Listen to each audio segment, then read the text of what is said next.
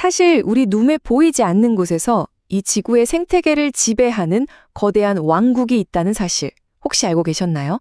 바로 척추 없는 동물, 그러니까 무척추 동물의 세계인데요.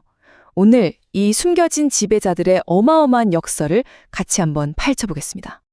아니, 근데 5억 년 전에 사라져버린 세상을 대체 어떻게 볼 수 있다는 걸까요? 뭐 타임머신이라도 타고 가야 하는 걸까요? 정답은 바로 이거예요. 시간에 얼어붙은 유령, 바로 화석을 통해서죠. 이 화석이야말로 아주 먼 과거를 들여다볼 수 있는 우리에게 주어진 유일한 창이라고 할 수 있습니다. 자, 그럼 이제부터 이 시간 속에 꽁꽁 얼어붙은 단서들을 가지고 과거의 비밀을 한번 풀어볼까요? 첫 번째 파트에서는요, 바로 그 증거들을 아주 자세히 들여다볼 겁니다. 우리가 가진 핵심 단서는 크게 두 가지로 볼 수 있어요. 하나는 암석에 찍힌 흔적. 이게 뭐냐면 호주 에디아카라 언덕에서 발견된 것처럼 고대 바다 밑바닥에 그 부드러운 몸체가 남긴 자국 같은 거죠. 그리고 다른 하나는 와, 이건 정말 대단한데 바로 호박이라는 완벽한 무덤이에요. 나무수에게 갇힌 생물이 말 그대로 수억 년 전 모습 그대로 보존된 그야말로 놀라운 타임캡슐인 셈이죠. 아니, 호박 화석은 대체 어떻게 이렇게 완벽한 모습을 간직할 수 있는 걸까요? 자, 그 과정을 한번 상상해 보세요. 먼저 고대의 어떤 생물이 끈적끈적한 나무 수지에 딱 갇힙니다. 그럼 이 수지가 공기와 물을 완벽하게 차단해버려요. 그리고 수백만 년, 어쩌면 수천만 년의 시간이 흐르면서 이 수지가 단단하게 굳어지는 거죠. 바로 이렇게 과거를 생생하게 들여다볼 수 있는 완벽한 창이 만들어지는 겁니다. 이 시간의 규모를 한번 보세요. 정말 어마어마합니다. 약 6억 년 전, 최초의 다세포 생물군인 에디아카라 동물군이 등장했고요. 그리고 5억 4천만 년 전에는 그 유명한 캄브리아기 대폭발의 순간을 그대로 담고 있는 버제스 쉐일 동물군이 나타납니다. 그리고 마침내 오늘날 바로 그들의 후손이 이 지구를 지배하고 있는 거죠. 자, 이제 생명의 역사에서 가장 극적이고 중요한 순간으로 한번 들어가 보겠습니다. 바로 캄브리아기 대폭발입니다. 이 시기에요, 바다에서는 생명의 다양성이 정말 말 그대로 빅뱅처럼 폭발했습니다. 이 시대 바다를 지배했던 포식자, 바로 아노말로카리스입니다. 몸 길이가 무려 50cm에 달했다고 해요. 에게 50cm 하실 수도 있는데 아니요. 당시 다른 생물들 크기를 생각하면 이건 정말 그야말로 거인이었습니다. 최상위 포식자였죠. 그리고 또 이 기묘하게 생긴 친구는 오파비니아라는 녀석인데요. 정말 믿기 어렵겠지만 눈이 무려 5개나 달린 채로 이 고대의 바다를 헤엄쳐 다녔다고 합니다. 상상이 가시나요?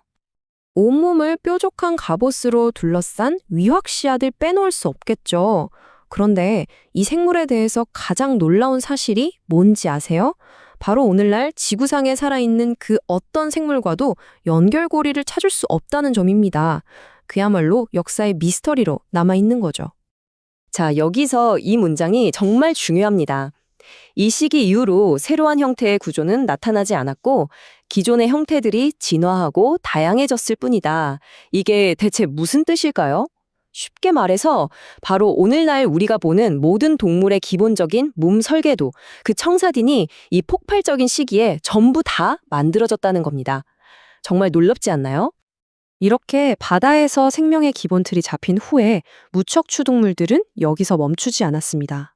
그들의 다음 목표는 바로 육지로의 진출, 그리고 더 나아 하늘을 향한 비상이었습니다. 근데 육지를 정복한다는 게 말처럼 쉬운 일이 아니었죠. 모든 걸 다 바꿔야 했습니다. 물 밖에서 숨 쉬는 법, 땅 위에서 움직이는 법, 또 새로운 환경에서 먹이를 찾는 법, 완전히 새로운 방법들이 필요했던 거예요. 이건 정말 엄청난 도전이었을 겁니다. 그리고 육지에 성공적으로 정착하자 완전히 새로운 질서가 만들어집니다. 바로 우리가 아는 먹이사슬이죠. 식물을 먹는 나비 같은 1차 소비자가 있고요. 그 나비를 잡아먹는 거미 같은 2차 소비자가 생겨나고 심지어는 다른 포식자까지 사냥하는 사마귀 같은 최상위 포식자까지 이렇게 복잡하고 정교한 생태계가 탄생하게 된 겁니다. 이 두 세계를 정복한 완벽한 예시가 바로 우리에게 아주 익숙한 모기입니다. 한번 보세요. 모기는 물 위에 알을 넣죠? 그럼 유충, 즉 장구벌레와 번데기 시기는 완전히 물속에서 보냅니다. 그러다가 성충이 되면 짜잔! 물 밖으로 나와서 하늘을 날아다니죠. 한 생물이 물과 공중, 이 두 환경을 모두 활용하는 정말 기가 막힌 전력입니다. 자, 이제 시간을 훌쩍 뛰어넘어 현대로 돌아와 보겠습니다. 과연 이 척추 없는 왕국이 오늘날 어떻게 전 세계를 지배하고 있는지 그 어마어마한 규모를 한번 확인해 보시죠. 현대의 무척추동물 왕국은요, 정말 상상을 초월할 정도로 광대합니다. 아주 단순한 구조의 해면동물부터 시작해서 바다의 꽃이라 불리는 산호와 해파리, 그리고 똑똑하기로 유명한 문어나 달팽이 같은 연체동물, 또 우리 땅을 비옥하게 만들어주는 지렁이 같은 환영동물들, 그리고 곤충, 거미, 개를 전부 아우르는 거대한 절지동물 군단까지. 와, 이들의 세상은 정말 끝이 없는 것 같아요. 네, 맞습니다. 무척추 동물은 지구의 모든 환경을 그야말로 완벽하게 장악했습니다. 바다요, 5만 종이 넘는 갑각류가 살아가는 그들의 최대 터전이죠. 육지는요, 곤충이라는 절대 강자가 지배하고 있습니다. 그럼 민물은요? 당연히 수많은 종들의 생애 주기에 없어서는 안 될 필수적인 무대입니다. 정말 빈틈이 하나도 없어요. 자, 숫자 하나를 던져드릴게요. 66피트. 미터로 환산하면 대략 20m 정도 됩니다. 이 어마어마한 숫자가 뭘 의미할까요? 바로 지구상에서 가장 큰 무척추 동물, 대왕오징어의 최대 길이입니다. 이런 거대한 몸집을 가질 수 있는 건 오직 물의 부력이 받쳐주는 바닷속이기 때문에 가능한 일이죠. 그럼 다음 숫자, 70%. 이건 또 뭘까요? 아마 들으시면 깜짝 놀라실 겁니다. 지구의 나무 위에서 살아가는 모든 생물종의 70%가 바로 곤충입니다. 네, 70%요.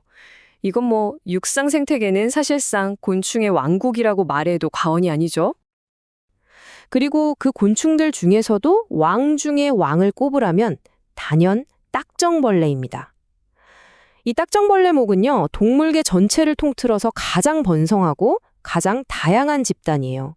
그야말로 성공의 정점에 서 있다고 할 수 있습니다. 자, 이제 한번 정리해 볼까요?